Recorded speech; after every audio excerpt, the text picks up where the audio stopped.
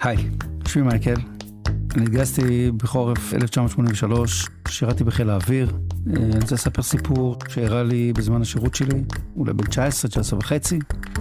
הייתה לי חברה חדשה, ורציתי באחד מימי השישי בסוף שבוע לבקר אותה. היום היא כבר אשתי.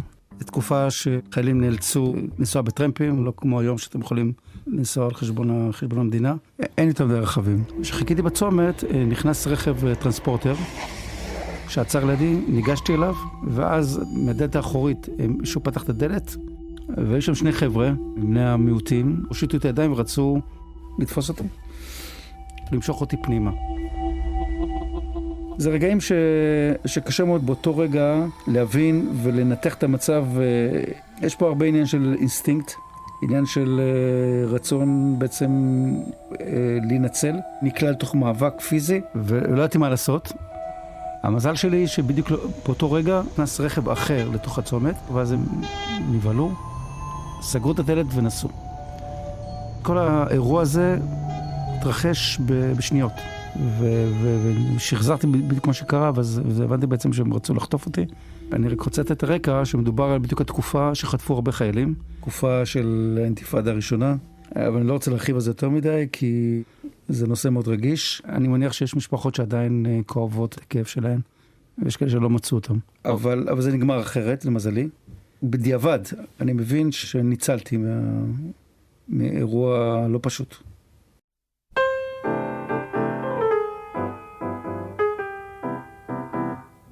אני ינון, התגייסתי במרץ 16 לחטיבת הצנחנים, חיל הרגלים, הכי שווה שיש, אין מה להגיד. וואו, הסיפור שלי זה סיפור קטן מתוך 1,000 של סיפורי אהבה שלי ושנה. אני ושנה זה תמיד התחיל משהו בצבא כפרויקט, ויש כמה סיפורים שממחישים את זה. אז כמו שאמרתי, שירתי בחטיבת הצנחנים. אז במסגרת חטיבת הצנחנים, אנחנו עושים קורס צניחה. אני אגיד לך סוד, הרבה אנשים שיגידו לך, עשיתי קורס צניחה, בפועל, או שתי דברים. או שרדו מפחד, או שהם סורו מכנסיים, מה שנקרא. ועל אמת. חלק באמת מרוב פחד, או לא קפצו, או שביטלו. קיצור, כולם מפחדים רצח. ומי שאומר לך אחרת, הוא שקרן, זה מפחיד. במטוס, כשכולם שקשקים מפחד, רועדים, אני נרדמתי, חבל על הזמן.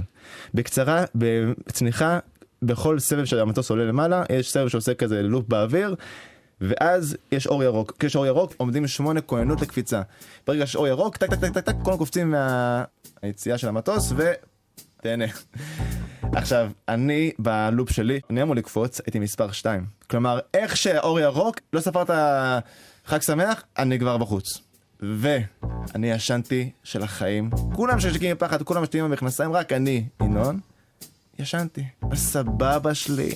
עכשיו לא תגיד שקט, לא תמיוט המטוס. המטוס רועש, זה לא עכשיו אלא על מושבות ביזנס. זה רעש, כאילו, כזה. בכל מקרה, אז היה אור ירוק, תפכו לי לחזה, אחי, צריך לקפוץ, 1, 2, הייתי באוויר, עכשיו במקום שאתם, כשאתם קיימים בבוקר, נשימות כבדות ומנקבים את העיניים הסבבה שלכם, אני כפרה עפתי מהמטוס, עם עיניים פורות של ינשוף, כולי, הולי מאדר, מה אני עושה פה? שנייה. הורג אותי הסיפור הזה. איפה אני ולמה לא קמתי בשמחת פוך? הייתי באוויר, וזה השוק טוטלי של החיים שלי. זה רגע התעצומה הכי ענק שלי בעניין שינה. לגמרי. משינה לצניחה. וואו, זה כאילו מ-0 ל-100 חדש. היי, קוראים לי שוהם אהרון. התגייסתי במרץ 17 לחטיבת הצנחנים. הסיפור שלי מתחיל כשהייתי בקו מבצעי על גבול עזה. אני הייתי בתקופה הזו סמל מחלקה. בערב יום רביעי, אני עולה לפקד על הסיור ומסיים אותו בשעה 5 בבוקר. אחרי שעות רבות של סיור, אני הולך סוף סוף לישון, אני מצליח לישון באזור כמעט שעה, ואז אני מקבל דיווח בקשר שיש אירוע על הגדר. זה לא משמח בכלל, פשוט כי עכשיו אני מפסיק לישון. בעצם האירוע היה שדמות התקרבה לגדר, במהירות, עם חפץ חשוד ביד, הדמות התחילה לרוץ, וזרקה 3 רימונים אל עבר הכוח הצבאי. אחרי שהוא זרק את הרימונים, הם לא התפוצצו למזלו. הוא רץ, ואחד הלוחמים פוגע בו ביד ומנטרל אותו. הוא שוכב על הרצפה, ובעצם כרגע מתבצע פינוי שלו לבית החולים.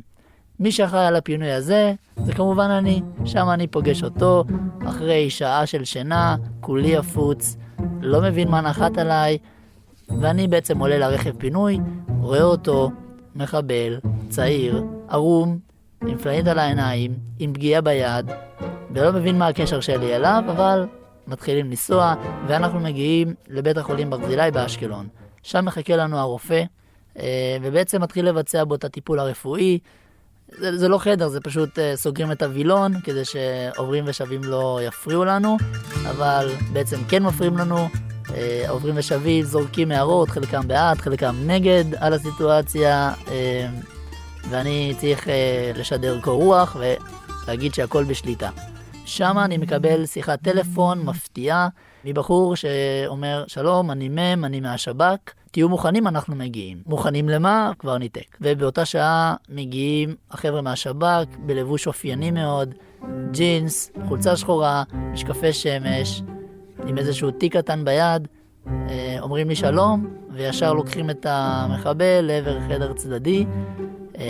אני נכנס גם, קצת מרגיש בסרט, הם שואלים אותו כל מיני שאלות, מין אינטה חביבי וכזה, והם מסיימים את החקירה, מספרים לי את הסיפור שלו, ובעצם אומרים לי, סיימנו פה, אנחנו הולכים, נתראה. אני באמת לא מבין מה הלוז, מה צריך להיות עכשיו, מה סדר הדברים, אבל הם פשוט הלכו. איך שהם הלכו אני מקבל שיחה מהם, ואומרים לי, טוב, תקשיב, אתה צריך לקחת אותו, להכניס אותו לבית מעצר באשקלון. ואני תוהה לעצמי, אומנם למה הם לא עשו את זה, אבל אין לי מה לעשות, זה עכשיו אני והוא. ואומרים לי, אבל קודם כל תעבור במשטרה, תיקח תפסים לקליטה, תמשיך משם. אני קורא לרכב מהבסיס שיקח אותי ואותו לכל הסיור הזה שאנחנו הולכים לעבור.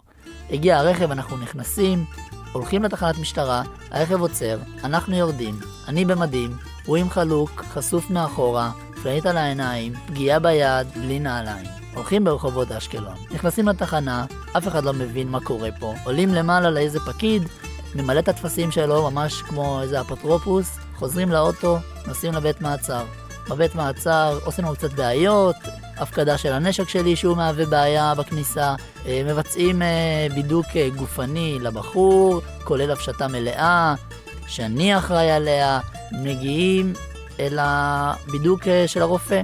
אנחנו עוברים במסדרונות של האסירים, אנחנו מקבלים תרועות וצהלות מהאסירים הביטחוניים, דפיקות על הדלתות, כל מה שהאסירים אוהבים לעשות כשמגיע חבר חדש. הרופא בודק אותו, ולבסוף קובע, הבחור לא כשיר, הוא לא ייקלט. ואני מסתכל עליו בהלם, של אותו, דוקטור, מה עושים? אז הוא עונה לי, לא יודע, תחזור לבית חולים, שיטפלו בו יותר טוב, ותחזרו. אנחנו שוב פעם עולים לרכב, נכנסים לבית חולים, הרופא מבצע בו את הטיפול הדרוש, עוד פעם, קריאות, בעד, נגד, אנשים אוהבים, אנשים לא אוהבים, ואנחנו עולים חזרה לרכב, נוסעים, אותו דבר, נשק, נכנסים פנימה, זה אומר שוב פעם, בידוק גופני. בידוק גופני, אני מבצע. עוברים שוב במסדרונות האסירים, הם מריעים לקבלת החבר החדש, נכנסים אל הרופא, הרופא בודק אותו, קובע שהוא כשיר והוא ייקלט. ובינתיים יושבים שם עד שלבסוף מגיע הסוהר, ושם אני נפרד מהבחור. השעה כבר מאוחרת, אני מגיע רק באזור 10 לבסיס, מבין שהיום אני לא חוזר הביתה, זה היה יום שאני הייתי צריך לחזור הביתה, וזה בסיס באיזשהו חור בעזה, ונשאר את הלילה ויוצא למחרת. אז אני אורי, בן 25, שירתתי בגולני בגדוד 51, גייסתי ביולי 2015, שירתתי בפלוגה הרובעית, כל השירות, היינו בקו מטולה, אז יום אחד היינו בסיור על הגבול בלבנון, וזה היה 3 בלילה, שעה ממש מאוחרת. אם היית בקו, אתה בטח יודע שלהיות בקו זו עבודה מאוד מאוד אינטנסיבית. אנחנו יושבים ברכב וישנים בתורות, אני הייתי ברכב, קראתי ספר, פתאום התצפיתנית מודיעה לנו בקשר, יש דמות שהולכת על הגבול, בקו דיווח, הגבול עם לבנון. עכשיו, שיש אירוע ביטחוני, שיש מישהו שהולך על הגבול, זה לא משהו שהוא תקין, זה משהו שהוא צריך לטפל בו ולהגיב אליו מהר ולהגיב אליו מיד. הערתי את כולם, אז אנחנו נוסעים בטירוף, כאילו זה יכול להיות שמישהו מהצד שלהם עבר אלינו, יכול להיות מישהו מהצד שלנו רוצה לעבור אליהם, לא יודעים מה הוא רוצה לעשות. אני מגיע, אנחנו מתקרבים לקו דיווח, מזהים דמות הולכת על הגדר. עכשיו אנחנו יורדים בירידה, יורדים בחדות, מישהו הולך על הגדר, והדמות מתקרבת, ואנחנו פתאום רואים שהדמות ערומה. מישהו הולך על הגבול, ערום, בלי בגדים בכלל, ופשוט הולך. אז צועקים לו לעצור, הוא נעצר, אנחנו מתקרבים אליו. אנחנו רוצים לתפוס, לתשאל אותו מה קורה, מה הולך. ואז הוא מתחיל לדבר איתנו.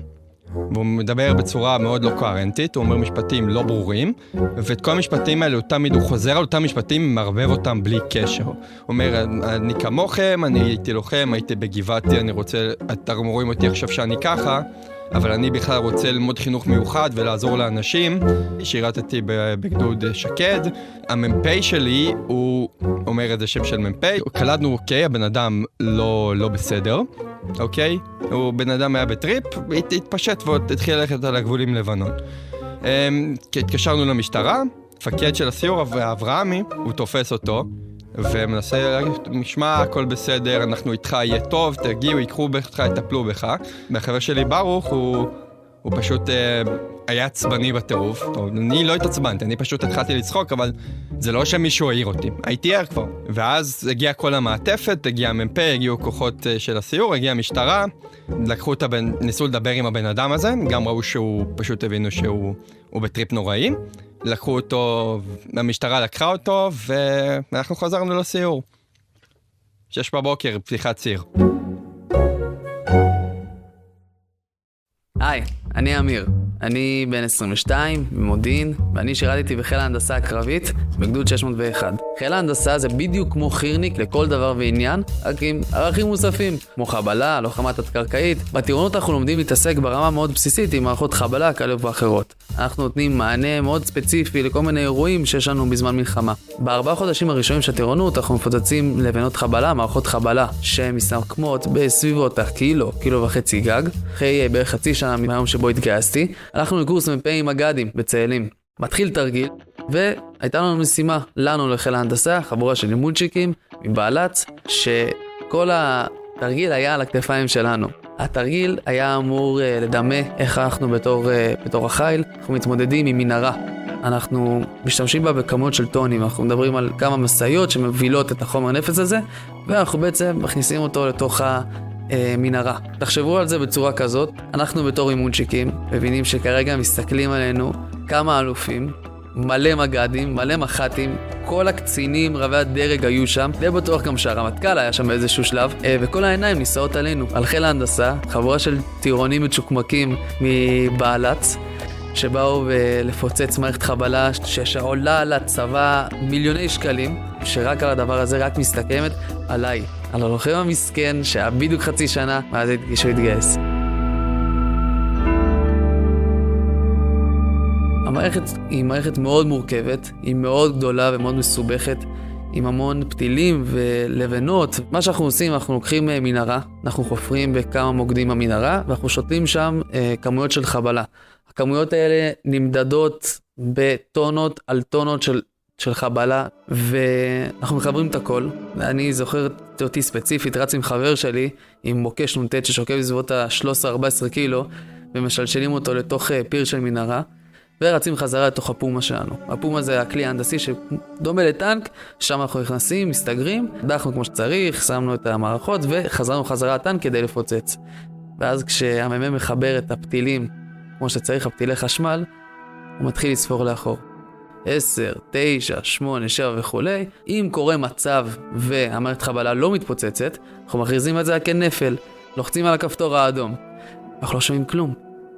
אנחנו יושבים שם 5 חבר'ה, עם מ"מ צעיר בתוך טנק, ומסתכלים אחד על השני בלחץ. לא קרה כלום.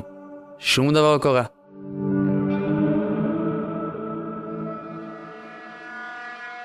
ופתאום בפעם אחת, בום, הכל מתפוצץ, העדף עף עלינו, אנחנו רואים רסיסים שעפים לשמיים, והלב שלנו פשוט באותו רגע הרגשנו כאילו אבן ענקית ירדה לנו מהלב, והבנו שהצלחנו במשימה. זה היה הרגע הכי מרגש שהיה לי בכל השירות. ואז המ"מ מנסה לעלות בקשר בצורה סופר מאופקת ואומר, עוד קוד כאן 2, פסל שלי תקן.